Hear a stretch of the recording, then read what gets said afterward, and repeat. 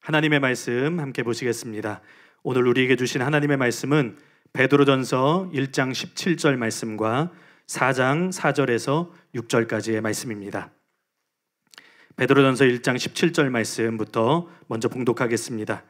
외모로 보시지 않고 각 사람의 행위대로 심판하시는 이를 너희가 아버지라 부른즉 너희가 나그네로 있을 때를 두려움으로 지내라.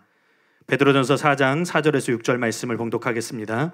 이러므로 너희가 그들과 함께 그런 극한 방탕에 다름질하지 아니하는 것을 그들이 이상히 여겨 비방하나 그들이 산자와 죽은 자를 심판하기로 예비하신 이에게 사실대로 고하리라. 이를 위하여 죽은 자들에게도 복음이 전파되었으니 이는 육체로는 사람으로 심판을 받으나 영어로는 하나님을 따라 살게 하려 함이라. 아멘. 오늘은 이 말씀을 가지고 인생의 끝에는 심판이 있습니다. 무엇에 낯설고 무엇에 익숙하게 살고 있습니까? 이런 제목으로 하나님의 말씀 함께 나누도록 하겠습니다. 제목이 좀 길지요? 한번 따라해 보도록 하겠습니다. 인생의 끝에는 심판이 있습니다. 무엇에 낯설고 무엇에 익숙하게 살고 있습니까? 예나 지금이나 목적지로 가기 위해 낯선 길을 헤맨다는 것은 참 힘든 일입니다. 저는 심각할 정도로 길치에다가 방향치입니다. 일반적으로 이제 공간 지각 능력이 없다라고 이야기를 하는데, 가끔이지만 저는 익숙한 길조차도 아주 신경을 쓰면서 가지 않으면 헷갈려서 길을 잘못 들 때가 굉장히 많이 있습니다. 저는 비밀은 아니지만 경기도 광주에 집이 있을 때 한 6개월 동안을 내비게이션을 켜고 다녔습니다. 이런 이유로 제가 제일 힘들어하는 것 중에 하나는 한 번도 가보지 않은 그런 낯선 길을 가야 할 때입니다. 내비게이션의 안내를 받으면서도 저는 다른 길로 갈 때가 많습니다. 이건 어쩌면 길치, 방향치의 문제가 아닐 수도 있겠죠. 그냥 말귀를 못 알아듣는 것일 수도 있습니다. 그래도 감사하게도 우리 가족들은 제가 길을 잘못 든다고 해서 제게 한 번도 타박한 적이 없습니다. 을에 한두 번은 잘못된 길로 가겠지라고 예상을 하고 있는 것 같습니다. 그런데 여러분, 우리는 지금 우리 모두 낯선 길을 가고 있다는 것을 아십니까? 우리에게 익숙한 것처럼 보이는 이 세상에서 사실 우리는 신자라는 이름의 나그네로 살아가고 있습니다. 나그네는 자기 본향을 떠나서 낯선 곳에 잠시 동안 머물거나 떠도는 그런 사람을 뜻합니다. 그래서 사실 우리는 세상에서 이루어지는 많은 일들에 대해 낯설게 여기고 있어야 합니다. 더불어서 여러분을 이 세상에 속한 사람들이 나그네로 여기며 낯설게 여기고 있어야만 합니다. 그리고 우리는 우리만의 익숙함이 있습니다. 해외에 나가도 한국 사람은 김치가 익숙하고 고추장이 익숙한 것처럼, 또 해외에서 한국 사람을 만나면 그렇게도 반가운 것처럼 본향을 향해 가는 신자의 삶에는 우리들만이 가지는 익숙함이 있습니다. 그래서 신자인 우리에게는 낯섦과 익숙함이 공존합니다.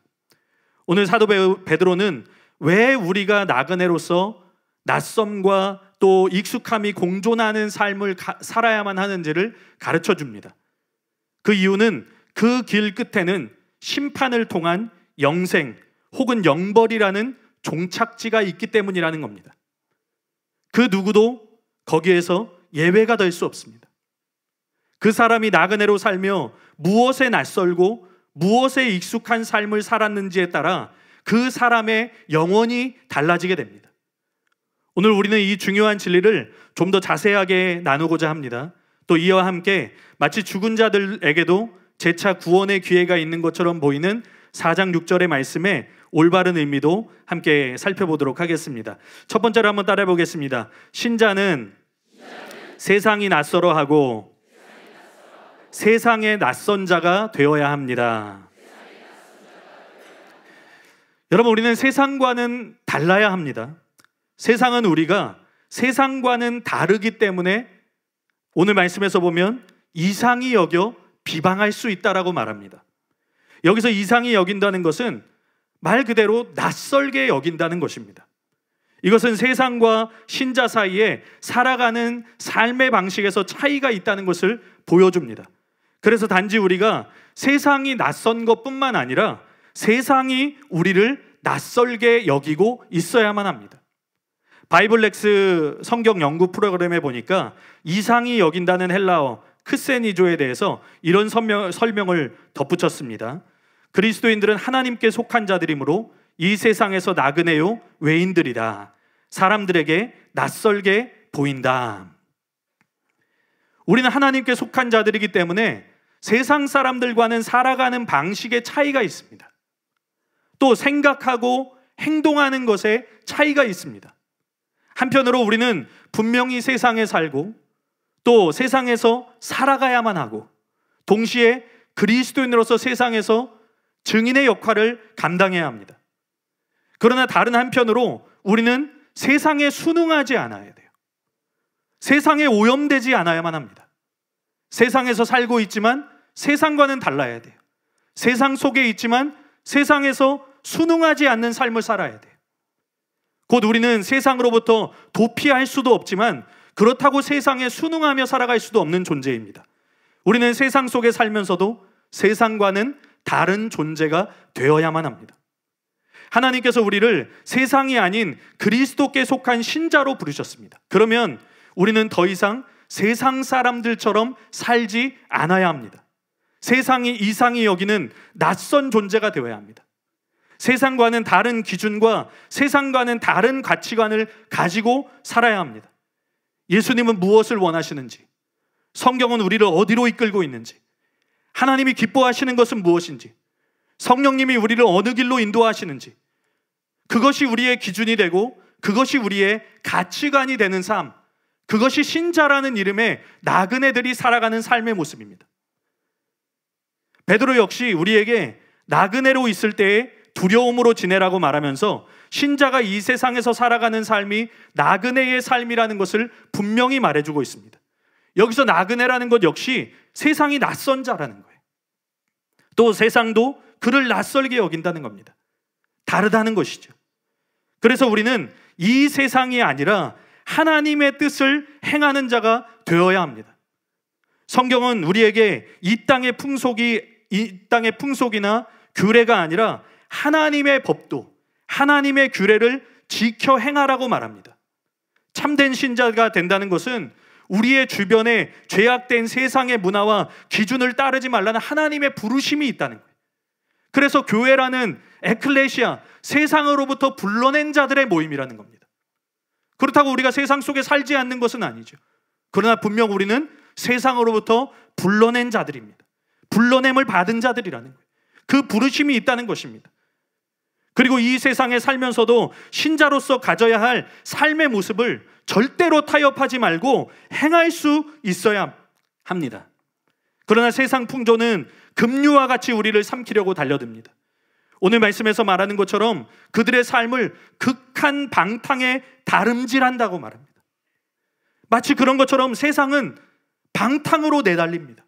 급류와 같이 내달린다는 거예요.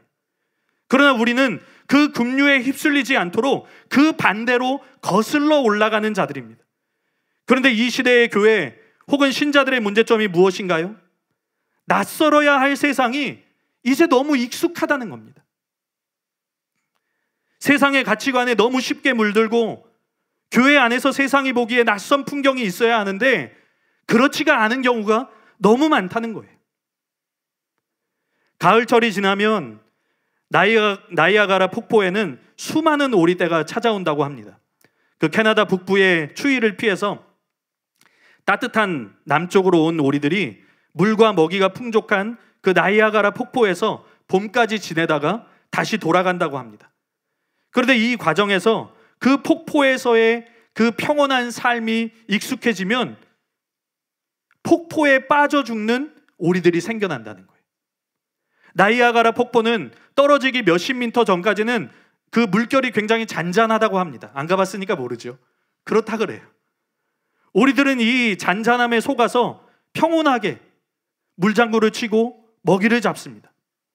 그러다가 갑자기 물살이 빨라지면 깜짝 놀란 오리들이 재빨리 벗어나려고 그 물갈퀴로 열심히 갈퀴질을 하지만 이미 급류에 휩쓸려서 그대로 폭포 아래로 떨어져 죽는다는 거예요. 오리에게는 헤엄을 칠 수 있는 갈퀴가 있습니다. 물에 뜨는 부력도 있습니다. 심지어 하루에 수십 킬로미터를 날아갈 수 있는 그런 능력도 있습니다. 그러나 평온함의 그 삶이 익숙해지면, 잠시의 부주의에 빠지면 충분히 벗어날 수 있는 좋은 능력을 가지고 있음에도 불구하고 그것을 활용조차 못하고 순식간에 생명을 잃게 된다는 거예요. 그래서 평온한 것 같은 시기에 끊임없이 갈퀴질을 하고 끊임없이 상류로 올라가는 그 오리떼만이 살아남는다는 겁니다. 물에 떠 있는 오리들을 보세요. 물 위에서 평온하지만 여러분 끊임없이 갈퀴질을 합니다. 그래서 앞으로 나아간다는 거예요. 세상을 살아가는 그리스도인들에게는 세상에 순응하지 않고 평안한 것 같을지라도 또 고난이 온다 할지라도 끊임없이 세상과는 다른 삶을 살기 위해서 자신의 갈퀴를 움직이고 있어야 된다는 거예요. 겉으로 보기에는 아무 일도 없는 것 같지만 그 밑에서 그 믿음은 계속해서 작동하고 있어야 된다는 거예요.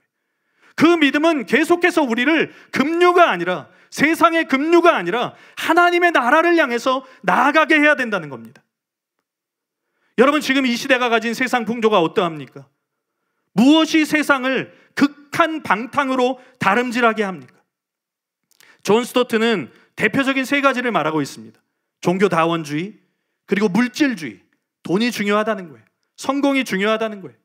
또 윤리적 상대주의, 좀 어려운 말인 것 같지만 이전의 시대와 지금 시대가 윤리가 상대적이라는 거예요. 하나님의 말씀은 변함이 없습니다. 하나님의 말씀의 윤리는 변함이 없어요. 하나님의 말씀을 따라 사는 거, 여러분 동성애가 죄인 것이 변합니까? 성경은 변하지 않습니다. 그런데 세상은 변해가는 거예요. 이전과는 다르다는 거예요. 가치관이 다르다는 거예요. 그래서 동성애나 잘못된 성윤리가 이런 상대주의에 해당됩니다. 여러분, 마치 이것이 급히 떨어지는 폭포와 같고 저항하기 어려운 급류와 같다는 것입니다. 여러분, 저는 감리교신학대학, 서울 감리교신학대학을 나오진 않았지만 어떤 모임에서 그 친구들을 만날 수 있는 기회가 있었어요. 그런데 그들이 가지고 있는 생각, 그 당시에 제가 대학원생 되기 바로 직전이었었는데, 그 당시에도 가지고 있던 그 친구들의 생각은 동성애에 대해서 인정하는 것이었어요. 제가 서울 감신만 뭐라 그러는 건 아닙니다. 수많은 사람들이 지금은 그렇다는 것이죠. 바뀌고 있다는 거예요. 그것이 급류인데, 그것이 자기의 생명을 해치는 것인데, 그것이 그들의 영혼을 해하는 것인데 그들이 그것을 깨닫지 못한다는 거예요. 그래서 평온하다, 그게 사랑이야, 그것이 안아주는 것이야, 끊임없이 움직여야 될 갈퀴를 움직이지 않음으로 인해서 수많은 사람들이, 그런데 그들이 신학생이었어요. 지금은 목사님들이 됐을 겁니다. 그들이 생각을 바꾸지 않았다면 그들의 많은 성도들이 그 맹인 인도자로 인해서 맹인이 되어 급류에 휩쓸릴 수 있다는 것이에요. 여러분, 우리에게 평온한 삶이 있습니다. 안정된 삶도 있습니다. 그것이 무조건 나쁘다고 할 수는 없습니다. 왜냐하면 우리가 주님 안에서 복받고 사는 거 좋은 것이기 때문입니다. 우리가 경계하는 것은 안정되고 평안한 삶 그 자체가 아닙니다. 부자가 되고 성공하는 삶을 사는 것이 그리스도인으로서 무조건 잘못된 것이 아니지요. 오히려 그것으로 하나님을 섬길 수 있는 좋은 기회가 됩니다. 그런데 문제는 수많은 사람들이 그것에 마음을 빼앗겨서 그것만 추구하며 살아간다는 거예요. 청지기가 되어야 하는데 부자가 됩니다. 청지기가 되어야 되는데 그냥 성공하는 사람이 됩니다. 다시 말해, 우리의 눈은 언제나 본향을 바라보며 살아야 하는데 이 땅에 초점을 맞추고 그것만을 원하며 사는 거, 우리는 이것을 경계하는 것입니다. 그래서 고난이 왔을 때 수많은 사람들이 그것을 견디지 못하고 낯설어야 할 일이 낯설어져야 하는데 그렇지 못하다는 것이. 세상이 뭐라 하든 그리스도인은 정직해야 됩니다. 세상이 뭐라 하든 그리스도인은 죄를 멀리해야 됩니다. 세상이 뭐라 하든 그리스도인들은 하나님의 말씀이 기준이 되어야 합니다.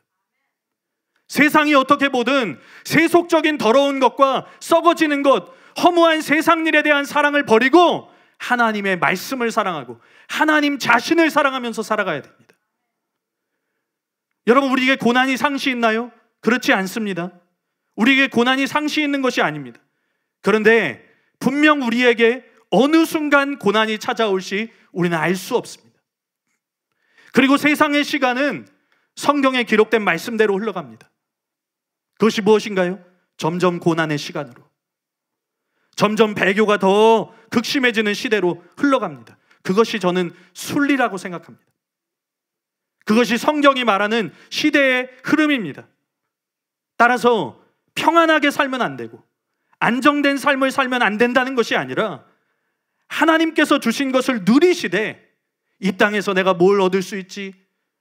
또 이게 없으면 내 사람들이 그렇잖아요. 지갑에 10,000원 한 장이라도 있으면 평안해요. 평안합니다, 마음이. 그런데 지갑에 아무것도 없으면 불안한 거예요. 여러분, 누리십시오. 그러나 이 땅에서 무엇을 얻고 안 얻고가 중요한 것이 아니라 하늘 하나님의 나라가 중요하다는 것을 알고 하나님 나라에 쌓는 삶을 살고, 또한 고난이 왔을 때 의연히 대처할 뿐만 아니라 고난이 언제 오든 그 속에서 진짜 믿음을 지킬 수 있는 준비가 되어 있어야 한다는 것입니다.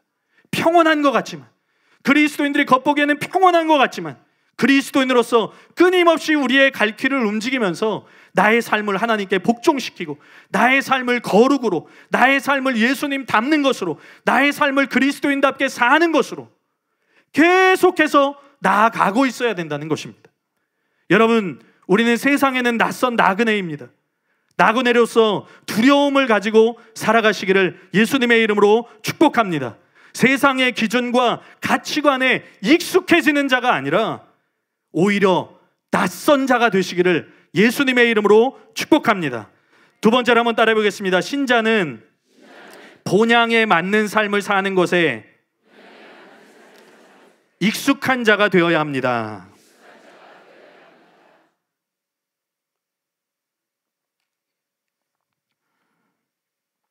오늘 본문에서 본향에 익숙한 삶에 대해 직접적으로 보이지는 않는 것처럼 보입니다.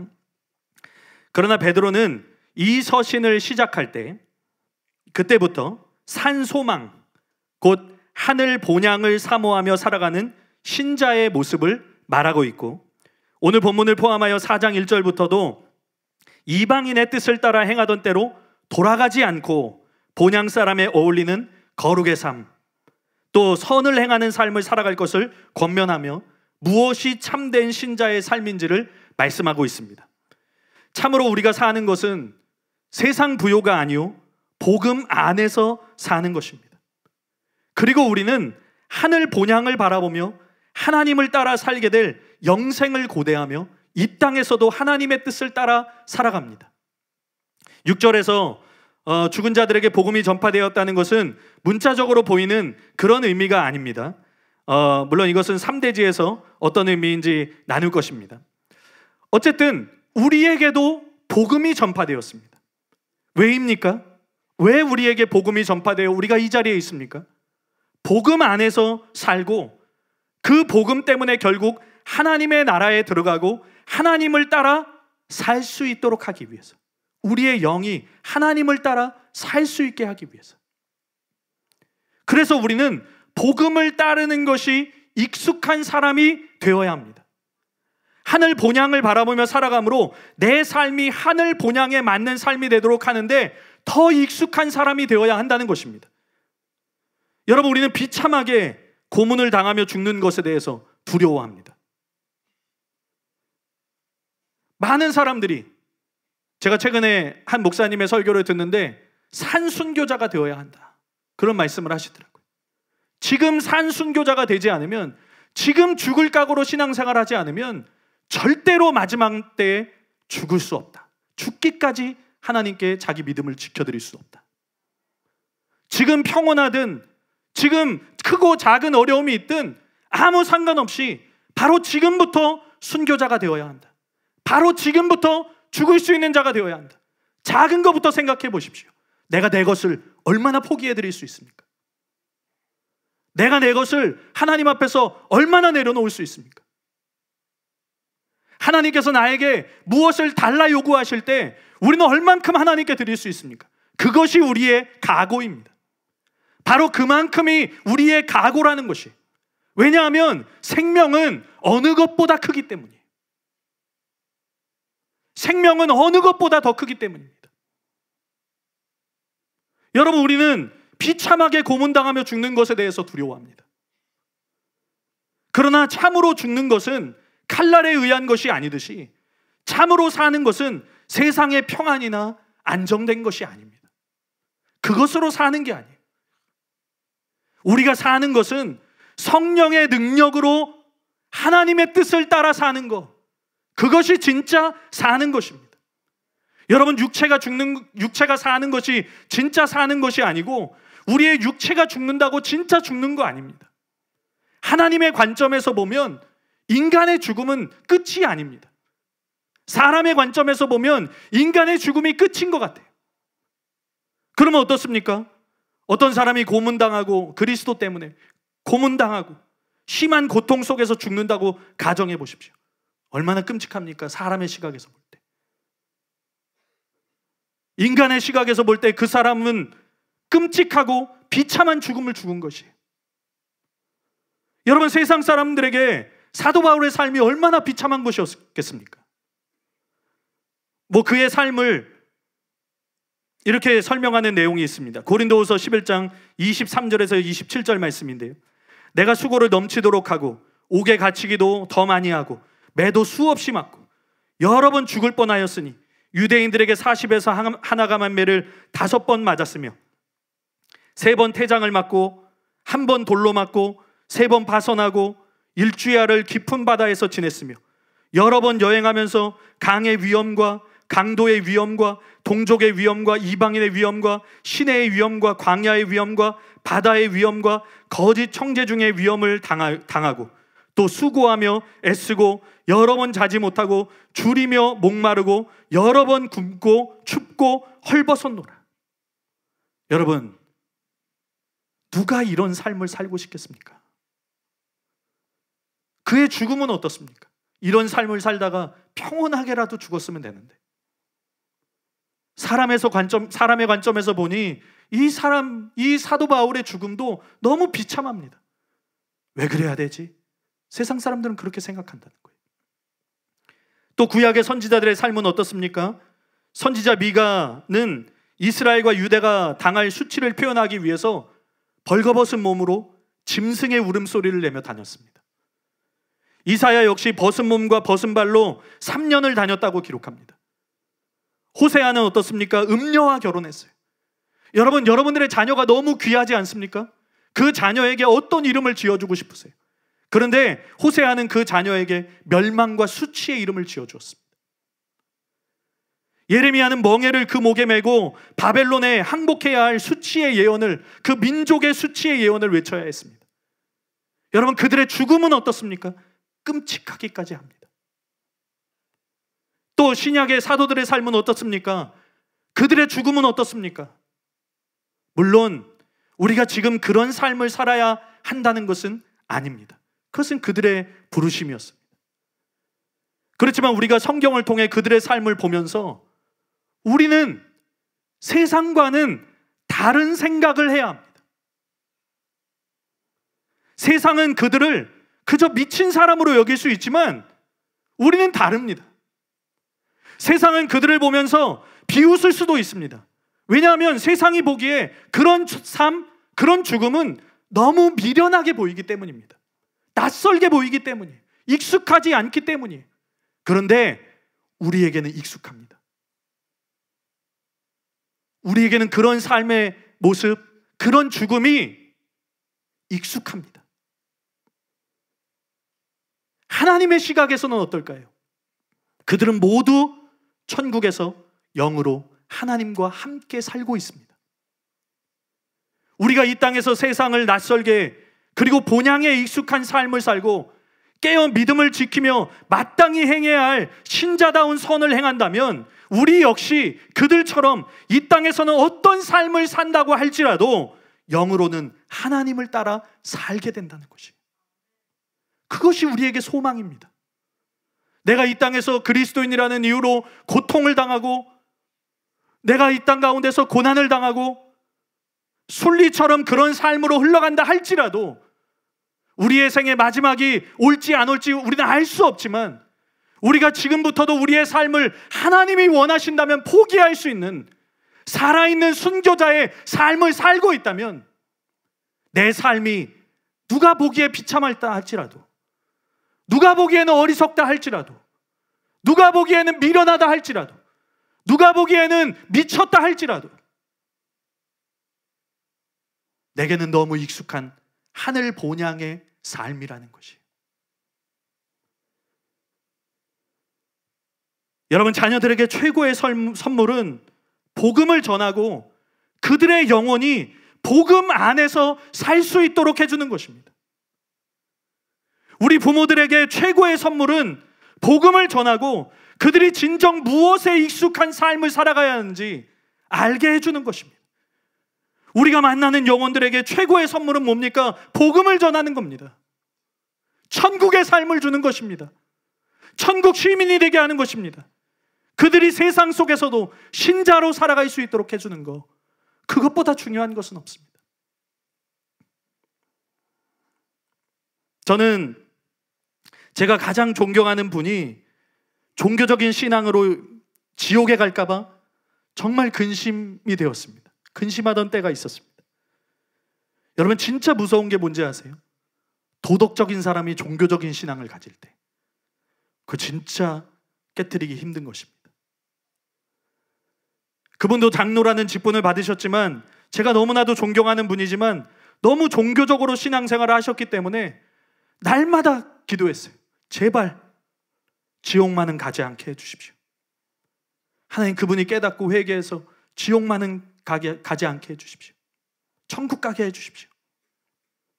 그리고 최근 2차례 만나서 담임 목사님 책, 또 깡통책 전해드리고 반드시 죄를 회개할 것과 천국과 지옥에 대해서 전해주었어요.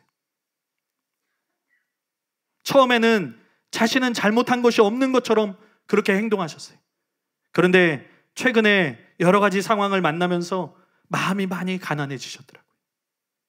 마음이 많이 가난해지셨고 그 책과 또 제가 전하는 것을 잘 받아들이고 회개할 거라고, 자기가 꼭 회개하겠다고,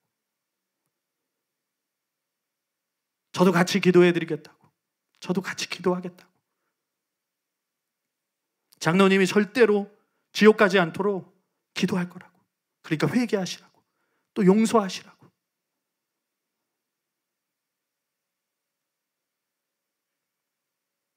그것을 받아들이고 회개를 결단하는 것을 보고 하나님께 너무 감사했습니다. 그러나 저는 또 계속해서 복음을 더욱 전하고 마지막 순간까지 그분이 그것을 잃지 않도록 하기 위해서 기도하고 또 기회가 닿는 대로 계속해서 찾아갈 것입니다. 지겨울 때까지. 왜? 영원히 중요하니까. 진짜 중요한 것은 그것이니까. 이 땅에서 존경받는 분이었습니다. 이 땅에서 직위가 있는 분이었습니다. 그게 무슨 소용입니까? 하늘에서 그것이 무슨 소용입니까? 이 땅에서 무엇을 누렸든, 이 땅에서 어떤 직위에 있었든, 이 땅에서 어떤 존경을 받았든 하나님 나라에서 그 일이 일어나지 않는다면 아무 의미가 없는 것이에요. 여러분, 우리의 자녀들에게도 마찬가지입니다. 근래 저는 자녀들에게 미안할 정도로 자주 이 문제로 다그칩니다. 매일 기도해라. 믿음을 지켜라. 천국과 지옥이 있다. 난 너희들이 절대로 천국 가고 지옥 가지 않았으면 좋겠다. 그래서 기도실 들어갈 때 문 사진 찍어서 보내고 1시간 끝나고 나오면 사진 찍어서 보내고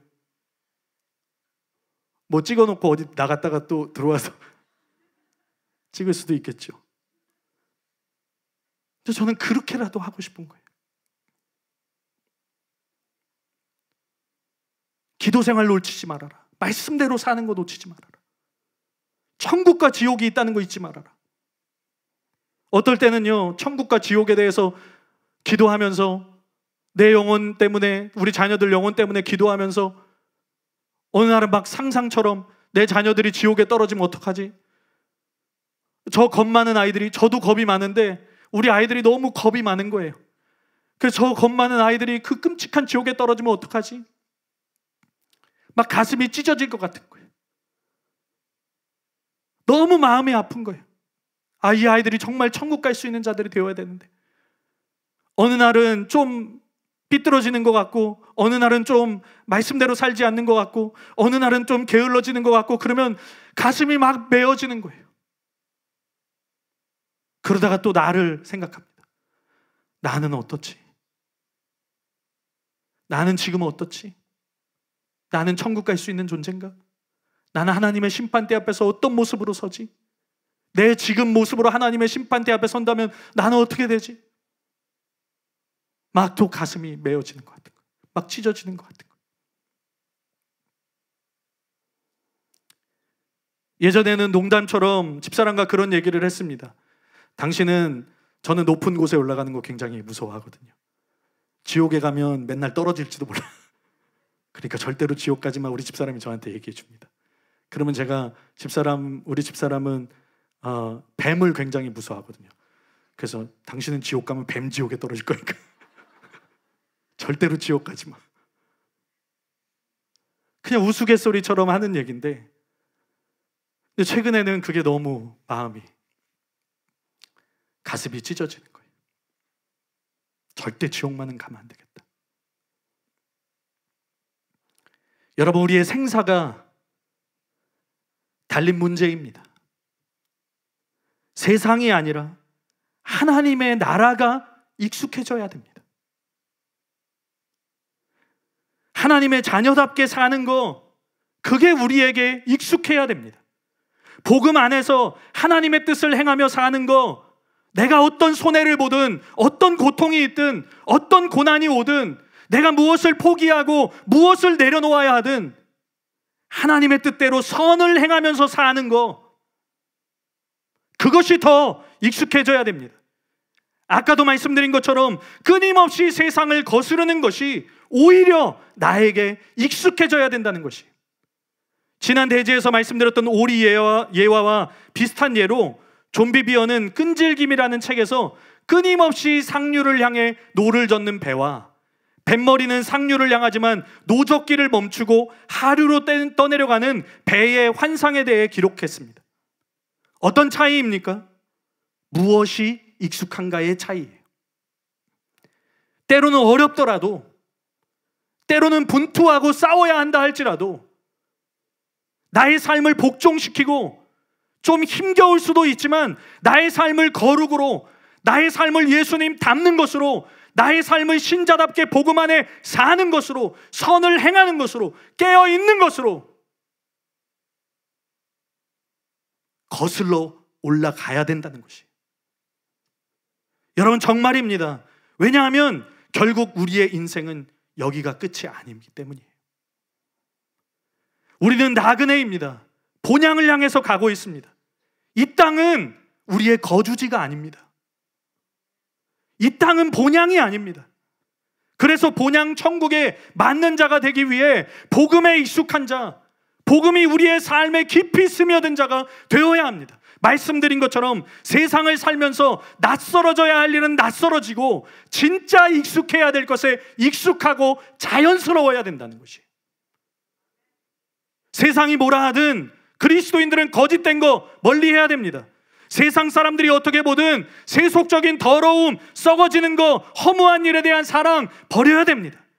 베드로 역시 2절에서 다시 사람의 정욕을 따르지 않도록, 3절에서는 다시 이방인의 뜻을 따라 행하지 않도록 권면합니다. 대신 마땅히 행해야 될 것을 행하는 자가 되라고 말합니다.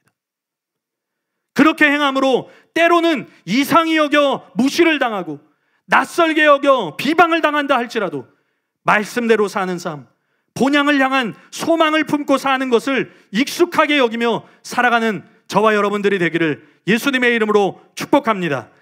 세 번째로 따라해 보겠습니다. 낯섦과 익숙함의 여정 끝에는 필연적인 심판이 있습니다. 무엇에 낯설은가? 무엇에 익숙하게 살아가고 있는가? 굉장히 중요합니다. 우리는 세상을 따르는 것에는 낯설고 복음을 따르고 본향의 삶을 사는 것에는 익숙한 자가 되어야 합니다. 그것은 우리의 인생 여정 끝에는 필연적인 심판이 있기 때문입니다. 베드로전서 4장 5절에 그들이 산자와 죽은 자를 심판하기로 예비하신 이에게 사실대로 고하리라. 산자와 죽은 자를 심판하실 하나님은 비방자들도 사실대로 고하도록 심판하십니다. 그런데 그 다음 구절은 우리를 당황스럽게 만듭니다. 베드로전서 4장 6절 말씀입니다. 이를 위하여 죽은 자들에게도 복음이 전파되었으니 이는 육체로는 사람으로 심판을 받으나 영으로는 하나님을 따라 살게 하려 함이라.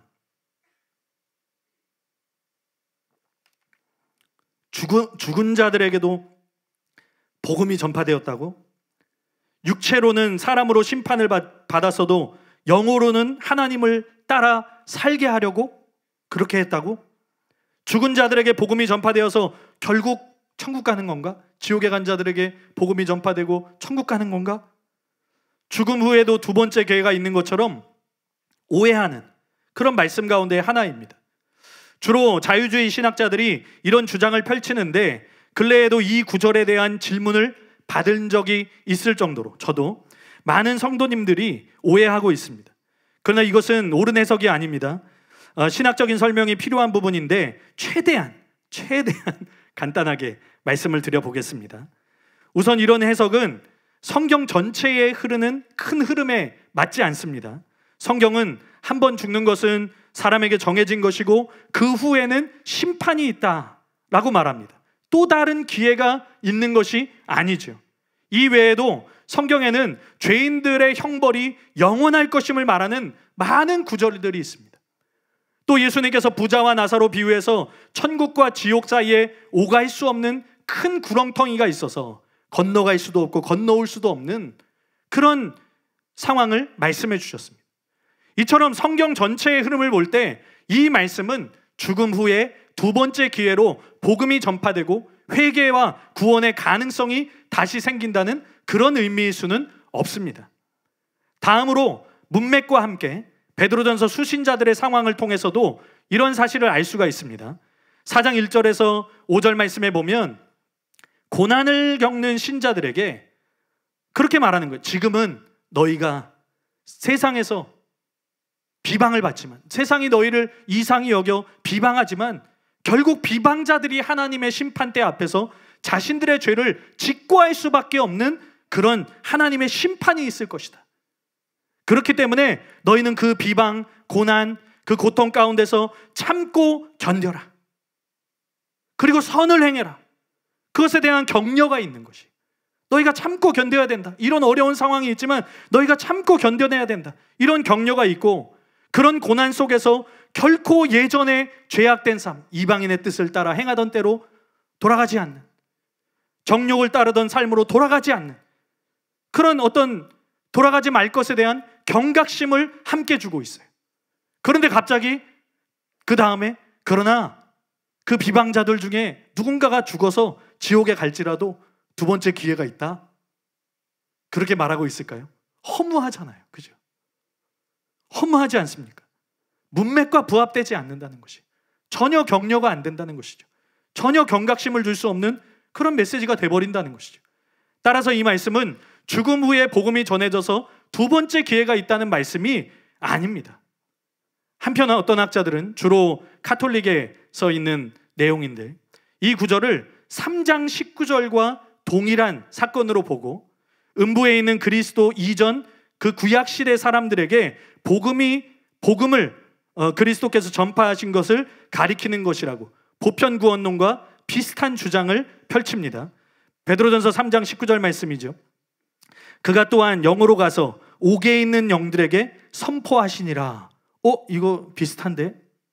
그렇죠? 비슷한데? 진짜 동일한 사건을 말하고 있는 거 아니야? 그렇게 생각하실 수 있어요. 근데 여기에는 두 가지 불일치가 있습니다. 첫째는 좀 어려울 수 있는데요.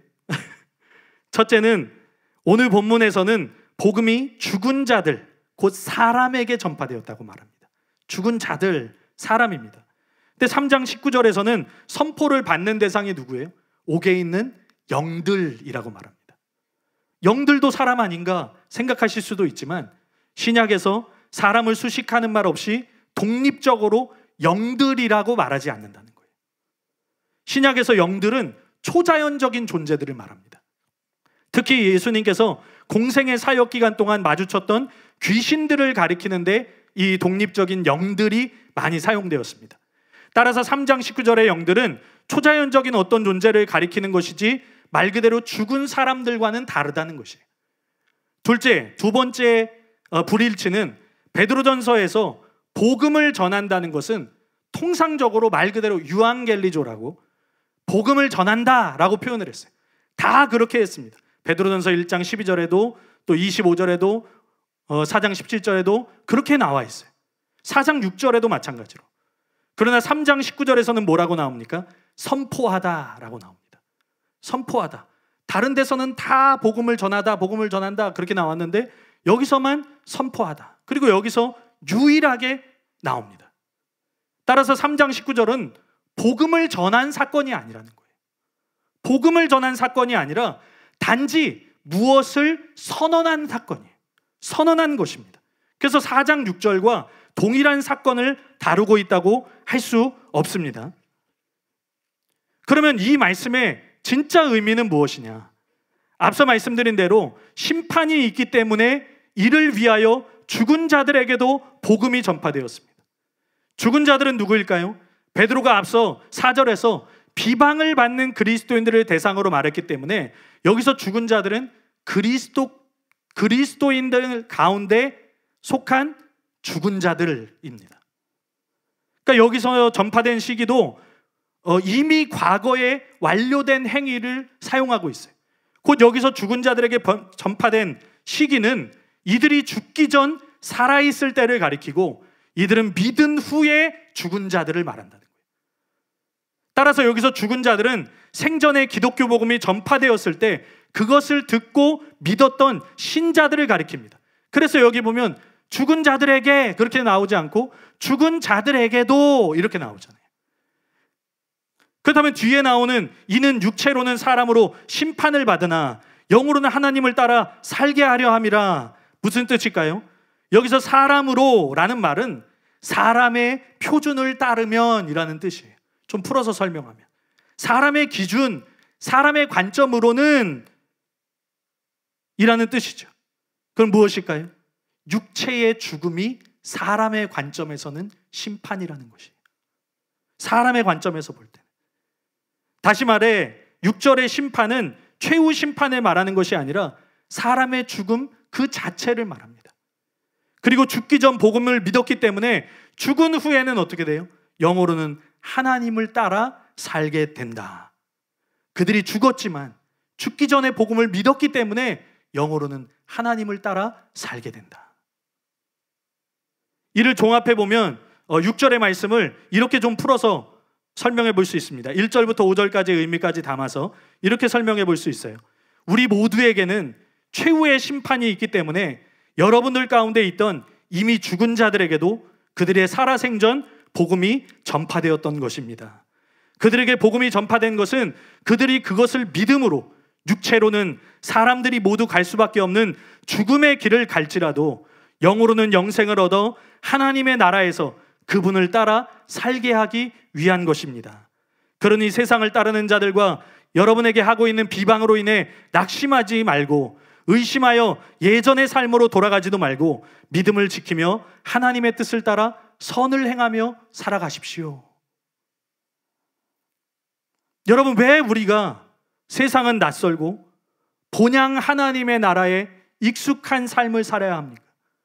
왜 죽은 자들에게도 그들에게도 복음이 전파되고 그렇게 되었습니까? 그것은 사람은 다 죽는데 죽음보다 더 필연적인 것이 심판이기 때문입니다. 이를 위하여 죽은 자들에게도 복음이 전파되었다. 심판이 있기 때문에 복음이 전파된다는 것이에요. 심판이 있기 때문에. 그런데 그 심판은 어떤 심판입니까? 오늘 본문 1장 17절에서는 행위대로라고 나오고 4장 5절에서는 사실대로 고하리라 라고 나옵니다. 물론 4장 5절에 사실대로 고한다는 것은 대적자들이 신자들을 향해 비방했던 그 말과 행동을 심판대 앞에서 사실대로 직고하리라는 말씀입니다. 그런데 이것이 우리에게는 예외가 됩니까?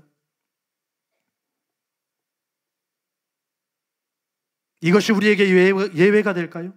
그렇지 않습니다. 우리도 행위대로, 우리도 사실대로 하나님 앞에 서는 것이. 왜냐하면 이미 앞서서 산자와 죽은 자를 심판하기로 예비하시니 여기에 해당되지 않는 사람이 누가 있습니까? 여기에 비방자들만 해당됩니까? 우리도 해당되는 것이에요. 우리가 살아있다 할지라도 죽은 자가 될다 할지라도 산자와 죽은 자를 심판하기로 예비하신 하나님 앞에 서기 때문에 누구도 예외가 될 수 없습니다. 각 사람에 대한 심판은 사실대로 이루어집니다. 각 사람에 대한 심판은 그들이 행한 행위 그대로 심판을 받습니다. 여러분, 심판이 있습니다. 누구도 피할 수 없다는 거예요. 누구도 숨길 수 없다는 것이에요. 내가 마치 하나님 앞에 벌거벗은 것처럼 서게 된다는 것이에요. 나는 하나님 앞에 사실대로 고할 수밖에 없습니다. 나는 하나님 앞에 내 행위 그대로 고할 수밖에 없습니다. 하나님 앞에서 변명할 수 있는 것이 없어요. 하나님께서 내가 살아왔던 그 행위, 그것을 사실대로 나열하실 때 나는 하나님 앞에 그거 아닌데요? 변명할 수가 없는 것이. 하나님은 각 사람을 행위 그대로 사실대로 심판하십니다. 누구도 그 앞에서 감추거나 변명하거나 속일 수가 없습니다. 그래서 우리는 두려움으로 지냅니다.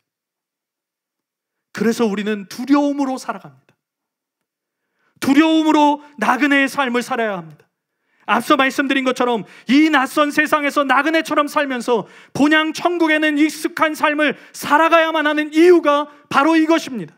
이 삶이 죽음으로 끝이 아니기 때문에 각 사람에게 산자와 죽은 자를 심판하실 이가 우리도 심판하실 것이기 때문에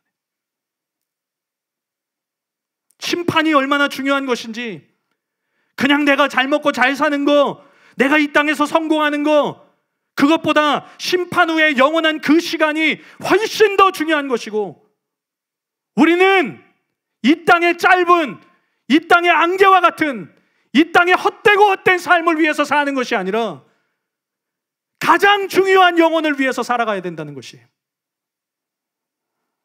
여러분, 전도자 솔로몬이 인생의 지혜를 담은 전도서에서 결국 강조하는 것이 무엇입니까? 전도서 12장 13절에서 14절 말씀에 보면 일의 결국을 다 들었으니 하나님을 경외하고 그의 명령들을 지킬지어다. 이것이 모든 사람의 본분이니라. 왜요? 왜 그렇게 해야 될까요? 하나님은 모든 행위와 모든 은밀한 일을 선악간에 심판하시리라. 일의 결국을 다 들었으니 우리가 인생을 살아가는 지혜가 담겨있는 전도서 안에 인생의 헛됨과 무엇이 진짜 가치 있는지를 가르쳐주는 그 지혜 안에 진짜 지혜가 무엇인 줄 아느냐? 진짜 지혜가 무엇인 줄 아느냐? 진짜 너희가 어떤 삶을 살아가야 하는지 아느냐? 너희의 본분이 무엇인 줄 아느냐? 하나님을 경외하고 그의 명령을 지키는 것이다. 왜? 그런데 왜 그렇게 해야 되느냐? 하나님은 모든 행위와 은밀한 일을 선악간에 심판하시리라. 그 그가 결론적으로 말하는 것이 우리의 모든 행위와 우리의 모든 은밀한 일을 선악간에 심판하시는 이가 하나님이시기 때문에 하나님을 경외하고 하나님의 명령을 지켜야 한다는 것입니다. 이것이 지혜 중에 지혜라는 것이, 이것이 하나님께서 우리에게 주신 지혜 중에 지혜라는 것이, 우리의 본분 중에 본분이라는 것이. 여러분, 그만큼 중요한 것이 심판입니다. 여러분, 교회 왜 다니십니까? 여러분, 무엇 때문에 교회 다니십니까? 천국 가기 위해서 다니는 겁니다. 영생을 얻기 위해서 교회에 다니는 것입니다. 교회에서 저는 그런 사람들을 많이 봤습니다. 장사하는데 인맥이 좀 많은 교회, 큰 교회 다녀야지 기준이 되는 거예요. 그런 것들이 기준이 되는 거예요. 정말 진리가 있는지, 정말 내 영혼이 살아나는지, 참된 지혜를 가르치고 있는지, 참된 진리를 가르치고 있는지, 이런 게 기준이 되는 것이 아니라 내가 인맥 쌓고 장사 잘 되고 내 사업이 잘 되고, 그래서 내 귀에 편안한 말씀, 내게 도움이 될 수 있는 사람. 여러분, 그런데 교회는요, 천국 가기 위해서 다니는 겁니다. 교회는 영생을 얻기 위해서 다니는 것입니다. 학교 다니고 직장 다니는 것과는 차원이 다른 것이 교회에 다니는 것이에요. 교회는 죽고 난 뒤에 끝이 아니고 죽고 난 뒤에 영원히 있다는 것을 알기 때문에 다니는 것입니다. 죽으면 끝이 아니고 천국과 지옥이 있구나. 우리는 천국이든 지옥이든 둘 중 한 곳에서 영원이라는 시간을 보내게 되는구나. 우리는 심판을 통해서 천국이든 지옥이든 가게 되는구나. 우리를 선악간에 심판하시는 이는 오직 하나님이시구나. 이것 때문에 우리가 교회 다니고 예수님 진짜 믿는 것이고 하나님 경외하고 하나님의 말씀을 지키려고 하는 거 아니겠습니까? 여러분, 심판이 있다는 것을 기억하시기 바랍니다. 절대로 잊지 마시기 바랍니다. 세상의 가치관과 기준에는 낯선 나그네의 삶을 사시기를 예수님의 이름으로 축복합니다. 하나님을 경외하고 그분의 말씀을 지켜 행하는 것에 익숙한 천국 시민, 진짜 신자, 진짜 그리스도인들이 다 되시기를 예수님의 이름으로 축복합니다. 그래서 심판으로 하나님의 영생 가운데, 구원 가운데 여러분 거하는 하나님의 백성들, 자녀들 다 되시기를 예수님의 이름으로 축복합니다. 간단하게 결론을 말씀드립니다. 우리는 우리가 익숙하던 삶 그대로 우리의 영혼이 결정됩니다. 내가 세상에 익숙하게 살았다면 세상에 거주했던 그 사람들이 받는 심판을 받게 됩니다. 내가 세상에 살면서도 세상에 낯설고 하늘에 익숙한 삶을 살았다면 천국 시민으로 하늘 거주자들이 받는 구원을 받게 됩니다. 이 말인즉슨 천국 시민으로 이 땅에서 살고 있어야만 우리의 마지막 날 천국에 들어갈 수 있다는 것입니다. 여러분, 우리의 모습 그대로 심판대 앞에 섭니다.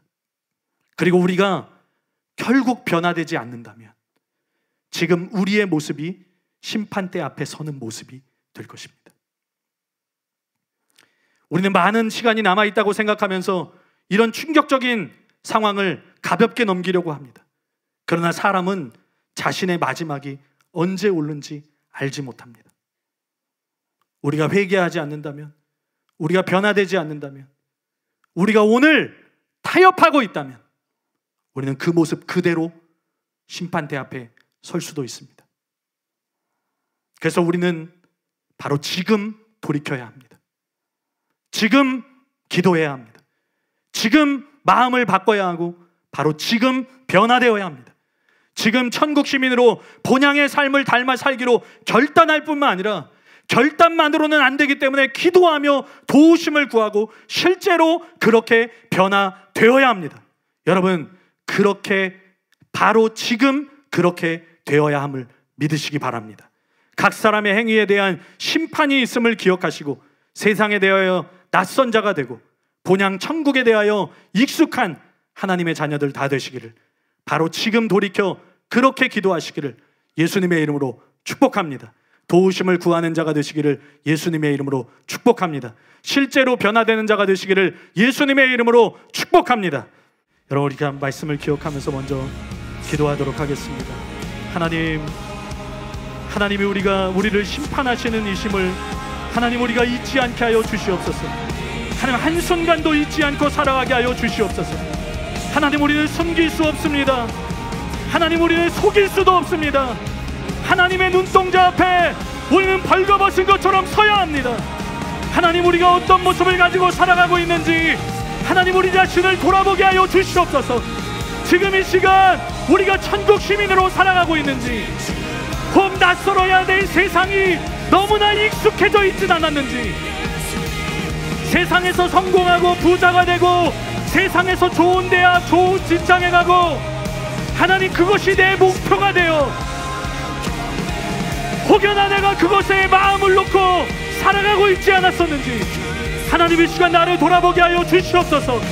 그리고 하나님, 우리를 심판하시는 하나님 앞에 천국 백성으로서 익숙한 삶을 하나님, 우리 모두가 살아가게 하여 주시옵소서. 우리 그런 마음으로 기도하며 주님께 나아가도록 하겠습니다. 하나님, 감사드리고 감사드립니다. 하나님, 감사드리고 감사드립니다. 하나님, 우리를 천국 백성 삼아주셔서 이 보잘것없고 아무것도 아닌 나를 하나님께서 구원하여 주시고 하나님의 나라에 들어갈 수 있는 길을 열어주신 것을 너무나 감사드리고 영광 올려드립니다. 하나님, 좁은 길로 가기를 원합니다. 하나님, 좁은 문으로 행하며 좁은 길로 가기를 원합니다. 어려울지라도 힘겨울지라도 하나님께서 우리에게 가라 명령하신 그 길로 가기를 원합니다. 세상이 익숙한 삶이 아니라, 세상이 익숙한 삶이 아니라 세상에서 내가 어느 정도를 얻고 내가 세상에서 성공하고 부자가 되고 세상에서 사람들이 우러러보는 삶을 살고 세상에서 사람들이 인정하는 삶을 살고 하나님, 그것이 내게 중요한 것이 아닙니다. 하나님, 그것은 단지 도구일 뿐입니다. 그것은 단지 하나님이 청지기로서 우리에게 맡기신 것입니다. 하나님, 진짜 청지기가 되어야 하는데 하나님, 진짜 하나님께서 맡기신 것을 우리가 누리되 청지기로서 누려야 하는데 하나님, 우리가 그것을 원하고 추구하며 하나님, 그것에 우리가 마음을 빼앗기며 부주인을 섬길 수 없는데 우리가 세상의 물질을 사랑하며 살아가고 있지 않았습니까? 우리가 혹 세상을 사랑하며 살아가고 있지 않았습니까? 내 마음이 빼앗기지 않았습니까? 내 마음이 너무 익숙해져 있지 않았습니까?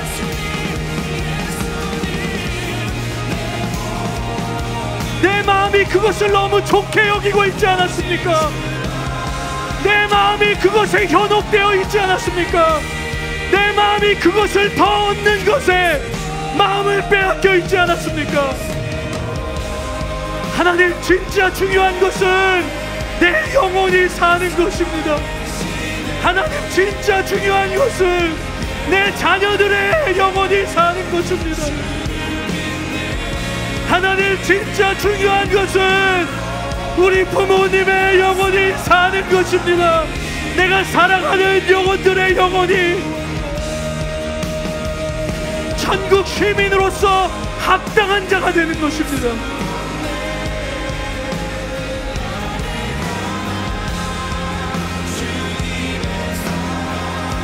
하나님, 우리에게 무엇이 중요합니까? 무엇이 진짜입니까? 무엇이 허상이고 무엇이 실체입니까? 머리로 아는 것이 중요한 것이 아니고 내가 그렇게 생각하고 있는 것이 중요한 것이 아니고 내 삶이 진짜 하나님의 나라를 따라가고 있는가? 내 말이 진짜 하나님의 백성다운 말이 되고 있는가? 나의 행함이 진짜 믿음의 행함이 되고 있는가? 율법적으로 행하는 것이 아니라 참된 믿음으로 행하는 것이 되고 있는가? 우리를 행위대로 심판하시는데 우리를 행위대로 심판하시는 이가 하나님이신데 나는 왜 이토록 두려워하지 않는가? 나는 세상에서 가난하게 되는 것을 두려워하고, 나는 세상에서 성공하지 못할까봐 두려워하고, 나는 세상에서 사람들이 나를 낮게 볼까봐 두려워하지만, 정말 하나님이 나를 어떻게 보시는지, 정말 하나님이 나를 어떻게 보고 계시는지, 정말 하나님 앞에 섰을 때 내 모습이 낱낱이 드러나게 될 때, 내가 도대체 어떤 모습으로 서게 될지, 왜 나는 그것을 두려워하지 않는가? 왜 나는 사람들의 눈을 두려워하면서 하나님의 심판하시는 눈을 두려워하지 않는가? 나의 자녀들아, 왜 너희는 하나님을 두려워하지 않느냐? 나의 부모들이여, 왜 하나님의 심판하시는 그 심판자의 모습을 두려워하지 않는가?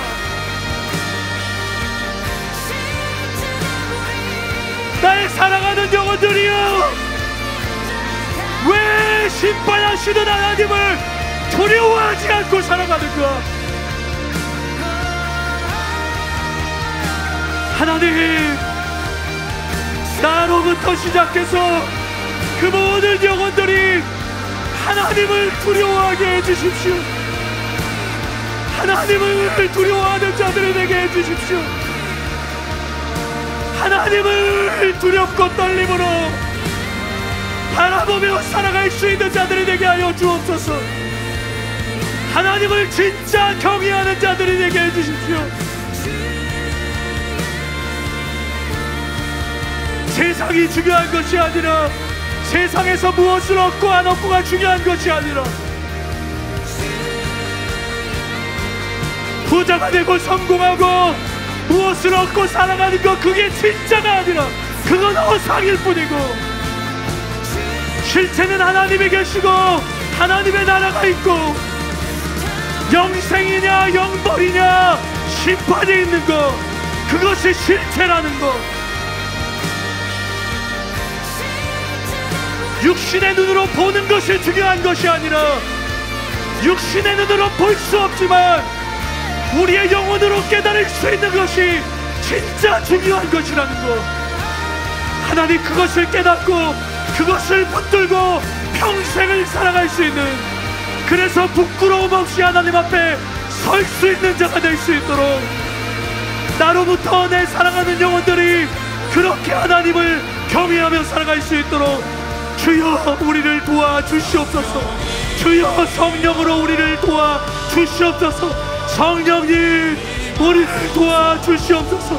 하나님, 저를 도와주시옵소서. 우리의 자녀들을 도와주시옵소서. 우리의 부모를 도와주시옵소서. 내가 사랑하는 그 영혼들을 주님 도와주시옵소서. 도와주시옵소서. 주님 도와주시옵소서. 주님 도와주시옵소서.